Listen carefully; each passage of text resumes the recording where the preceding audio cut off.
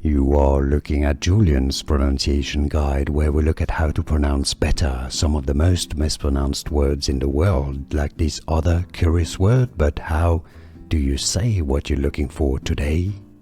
Let's learn how to pronounce this name, better known as Dracula or Vlad the Impaler. I think that's how you pronounce it. His Romanian name is pronounced as Vlad.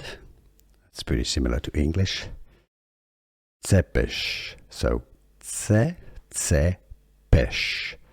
Vlad Tepes. It's easy, and now you know.